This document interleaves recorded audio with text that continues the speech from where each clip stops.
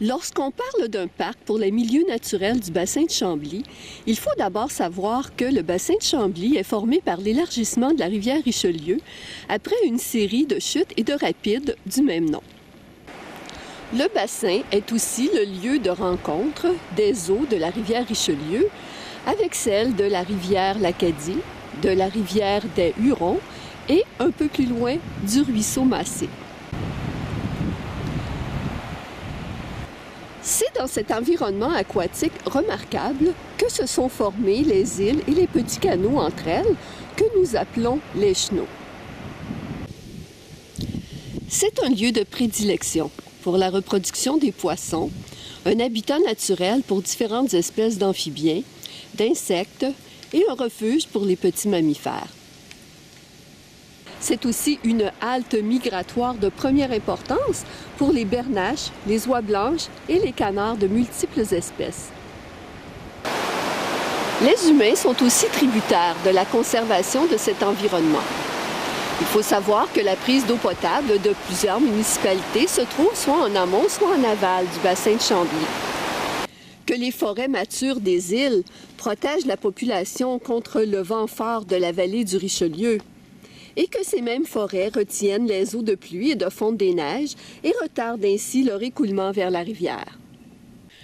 Malheureusement, les îles non construites sont la cible des constructeurs, et ce, malgré les inondations saisonnières de plus en plus sévères que nous connaissons. Parce que les écosystèmes ne connaissent pas de frontières municipales, le collectif pour le parc du bassin de Chambly est un regroupement régional d'individus qui s'est donné comme mission d'éveiller l'intérêt de nos concitoyens pour le milieu naturel exceptionnel qui nous entoure et d'alerter la population concernant le couvert forestier en constante disparition dans le sud du Québec et tout particulièrement dans la Montérégie. Nous voulons aussi dénoncer la destruction des milieux humides autour du bassin et rappeler la dépendance entre les écosystèmes. Il y a urgence de protéger les espaces vierges des îles de Carignan, soit l'île aux Foins, dite aussi prolongement de l'île aux Lièvres, le milieu humide au centre de l'île Goyer, la petite île aux Foins et les chenaux qui les entourent. Il en va de même pour les basses-terres à l'embouchure de la rivière des Hurons et du littoral richellois, à proximité de la réserve faunique Pierre-Étienne Fortin, face au parc du fort de Chambly. De nombreuses lettres de nos biologistes et ingénieurs forestiers de différents ministères et organismes de conservation témoignent de la valeur écologique exceptionnelle des milieux naturels du bassin de Chambly. Toutefois, le document qui traduit le mieux la situation est celui-ci. Nature Action Québec et la Fondation du Mont-Saint-Bruno, dans un cahier intitulé « Les écosystèmes des chenaux de Carignan, de la rivière l'Acadie et du ruisseau Massé », conclut ainsi.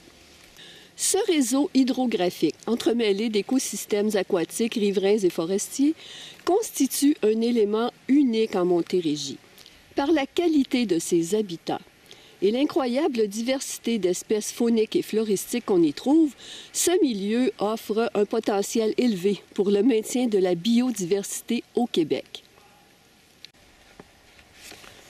Tous ces écosystèmes méritent d'être conservés, protégés et mis en valeur. Non seulement pour leur valeur écologique indéniable, mais aussi pour leur valeur économique, patrimoniale et pour tous les bienfaits qu'en retire la collectivité.